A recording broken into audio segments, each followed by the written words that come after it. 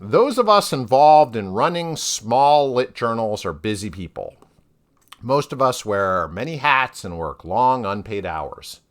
After dedicating many Saturday nights and Tuesday evenings to tasks that are rarely appreciated or even seen or understood, we sometimes feel a little powerless. But from the perspective of new writers, younger ones especially, we're powerful, if nebulous entities. That's because to them, literary magazines, small and large, renowned and obscure, all become lumped together into one massively multiplayer online game called Submission Quest. Yeah, that's right. Right now, there's some aspiring writer out there who finds your name on the masthead and hopes dearly you'll take them seriously. Whether you feel yourself as a gatekeeper to the literary lifestyle, in their mind, you're the thing standing between them and success. Yeah, let that sink in. We're the NPCs. We're the monsters.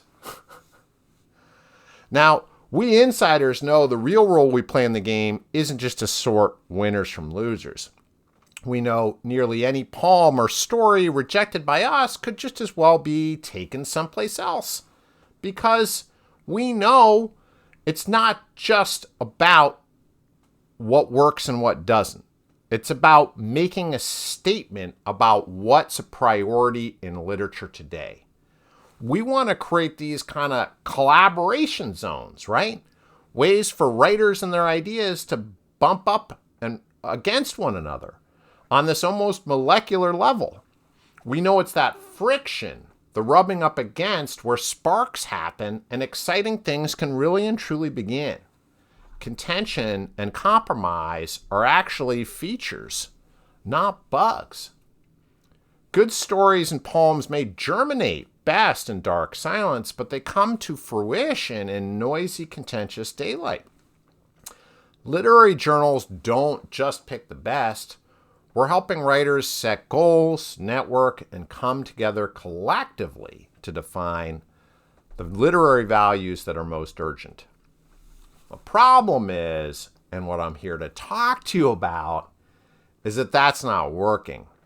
That's not the impression a lot of folks are getting out there, especially new writers. I'm talking with them and engaging with them. I'm reading the comments. I respond to the DMs. And while I don't want to put words in anyone's mouth, I do want you to know they are fucking frustrated. Why? Because people don't understand our value proposition. Our literary system to them puts all the emphasis on credential making and too little emphasis on finding your people. There's too many pretentious author bios and too little Discord communities and open mics. If you claim you're trying to discover marginalized writers, but you're charging reading fees, you have gimmicky submission windows, and you require pretentious cover letters, how exactly do you think you're going to be reaching these folks? Every part of your submission process is about creating barriers. Those writers could more easily post their poems to Instagram or Reddit, or upload their stories to fanfic sites. And they'll likely receive a lot more of encouragement and affirmation when they do so. So where's the incentive for them to engage with us? I'll tell you what it is from their vantage. Prestige. They see us as this transactional game.